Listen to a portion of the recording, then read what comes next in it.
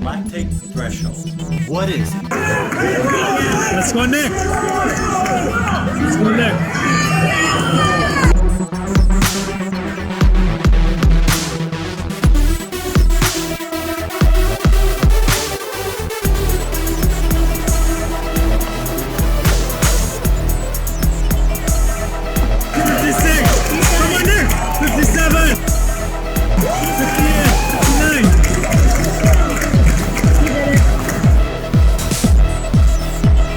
Good job, Nick.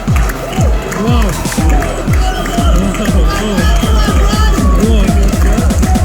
Yeah.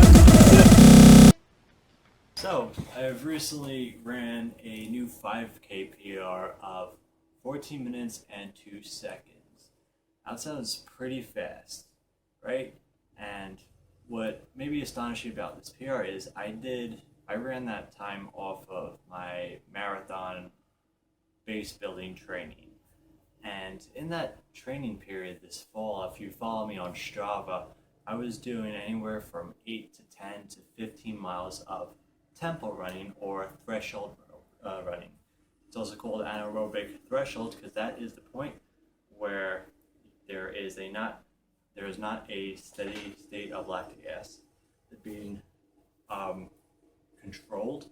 If you go past that point, it's going to completely rise. So I do a lot of my training around there, and now the reason why I actually do a lot of my training from 5K to marathon around this point is because I feel like that I am one of those individuals that are a slow or a low responder to VO2 max stimuli. And that's maybe probably due to genetics, but you never really know. But I noticed what I felt like the best sort of training is to do mostly threshold runs, then VO2 max, then speed, of course, working all the range. Now, your VO2 max, I'm going to explain right here. So we're going to draw X on a Y axis, simple like that. So when you start running, now you have different places of training. You have everything below. You have your easy pace. And you come around here, and anything up you go threshold, VO2 max, more and more anaerobic. So the curve basically goes simply like this. Obviously the curve of diminishing return, and you come to a point right here. This is your easy zone. And when you come to around 80-90% heart rate max, you're going to reach your threshold.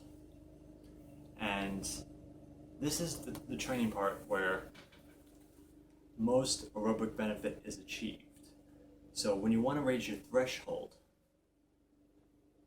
you want to run at threshold. If you run below, you're training a distance system. So if you run below, you're more in the easy recovery zone. If you run above it, though, you're going too hard, more closer towards where your VO2 max might be. Right now, what's up? Now going back to people being low responders to high aerobic stress, such as me, if you could raise your threshold higher, you will improve much more in distance events than, let's say, someone who's more of a speed-oriented person. For me, for someone who's more of, I've said, a marathon runner running from 140 to 180 miles a week, I generally do a lot of my training in this area right here. So certain workouts I would do maybe an 8-mile tempo at slower than threshold pace. Now when you start your threshold pace is a pace that you would use for about an hour or so in a race. So that's about half marathon, 12 miles for fast runners, and maybe even 10K pace for slower runners. I wouldn't advise a 10K runner to run half marathon pace for the threshold because it'll be too slow, and vice versa, but that's something that's opposite. Now, everything is set in a function of time, and that's key. Most of my runs, I go for time, and then I'll see what kind of mileage I'll run. So a 14-mile run, I'll run an hour 40. It's all due time.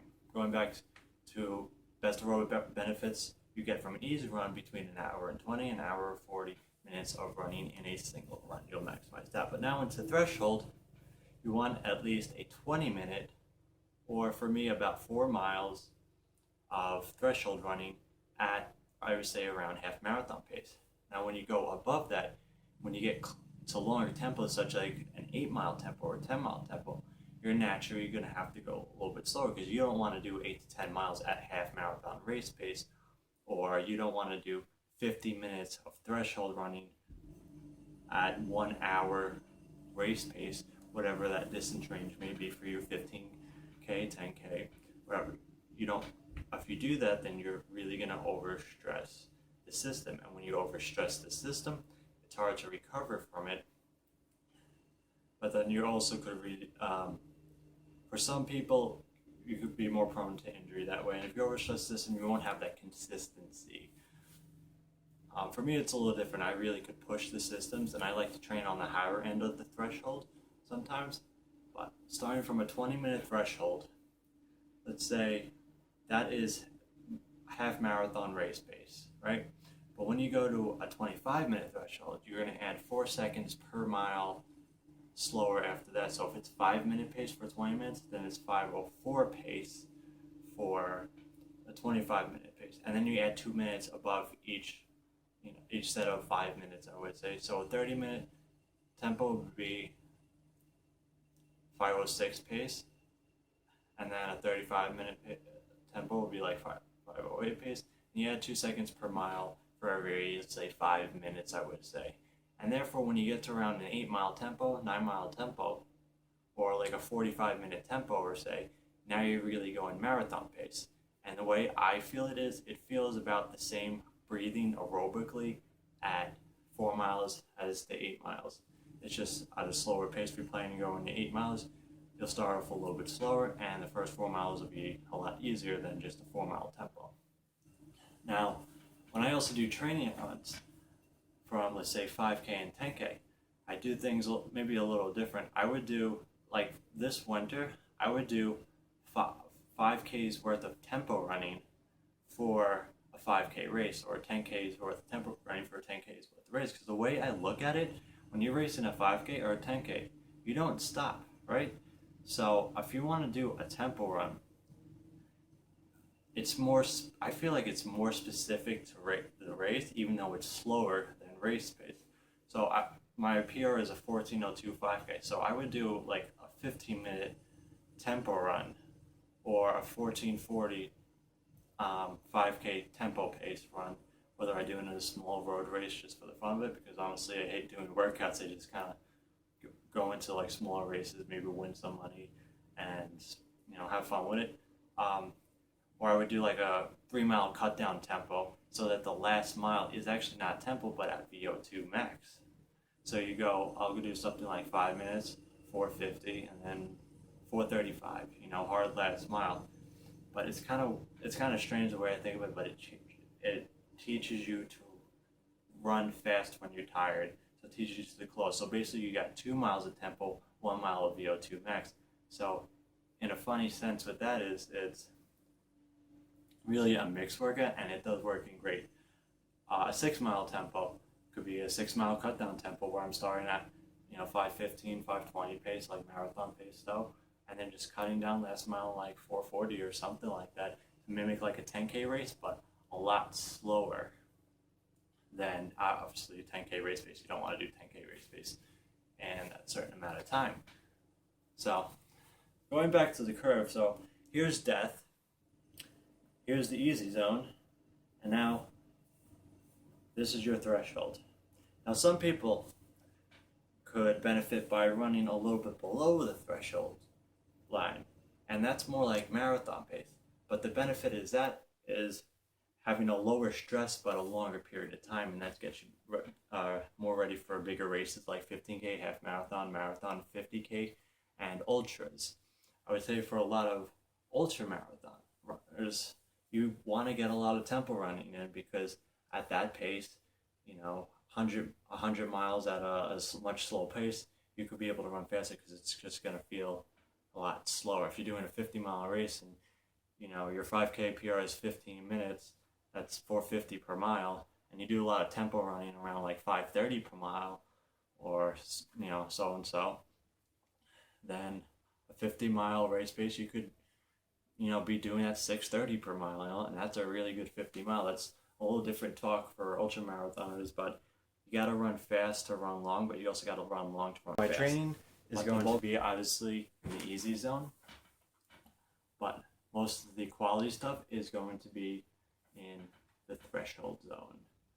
So there's also other types of tempos I like to do, and that is 1 mile repeats, 10 of them at half marathon or even a little faster, 10 maybe even 10-mile race pace.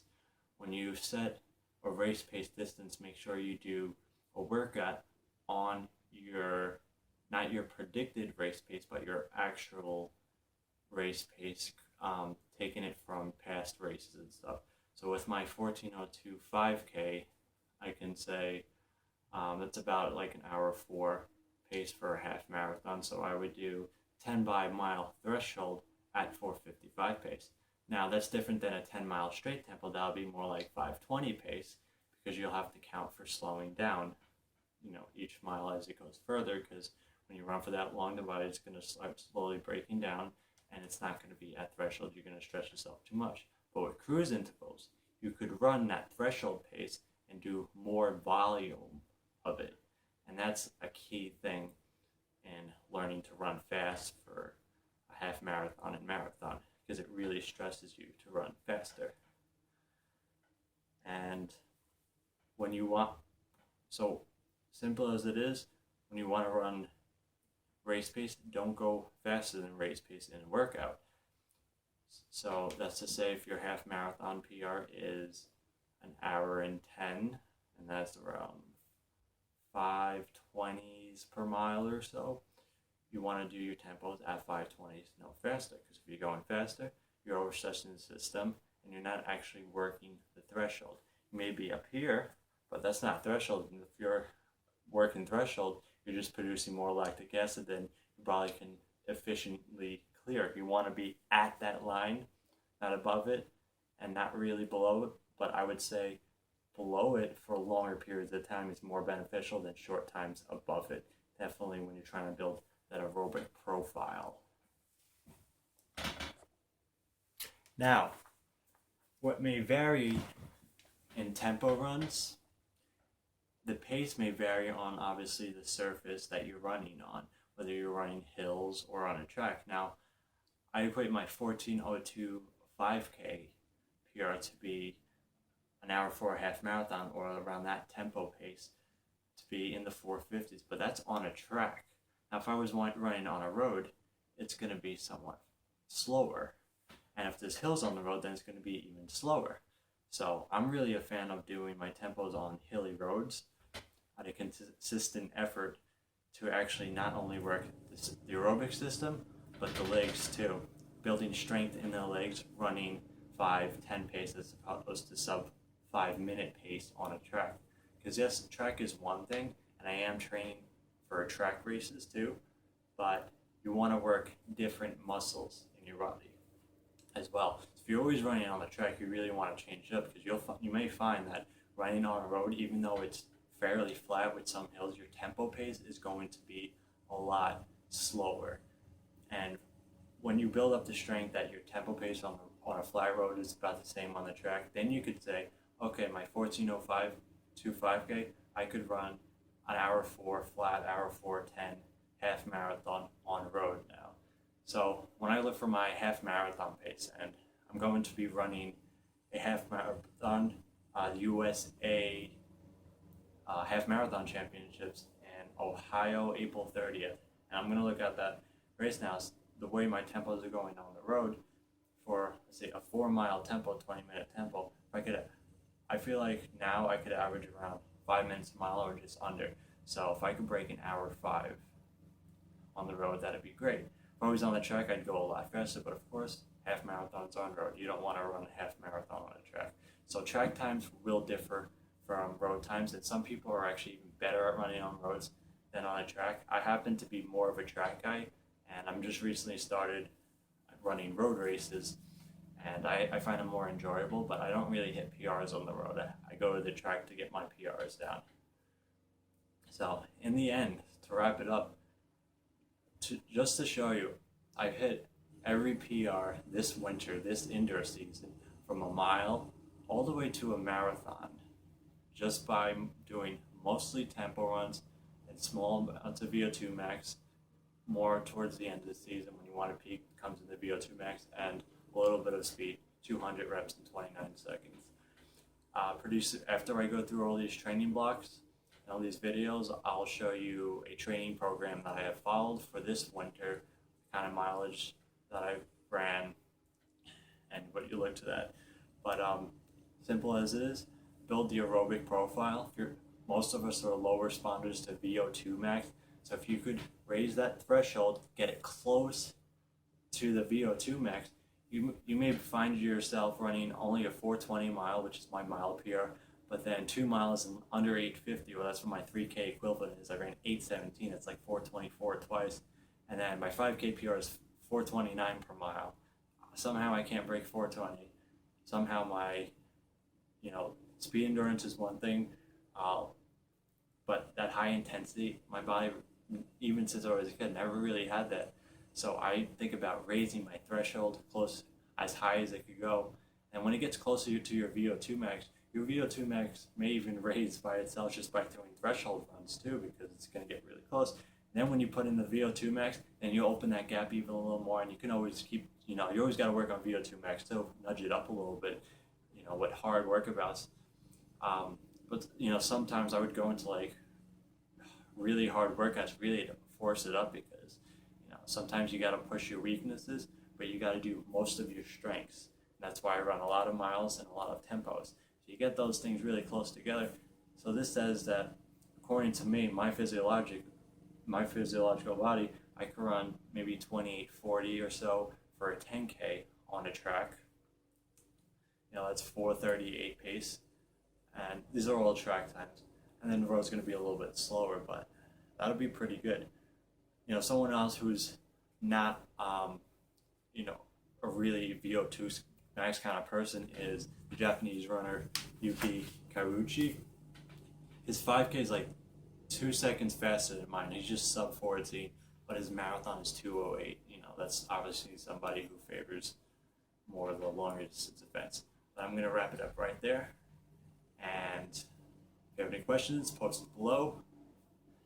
So, never stop running, always inspiring. Threshold runs, most important for the win. El Coyote Loco.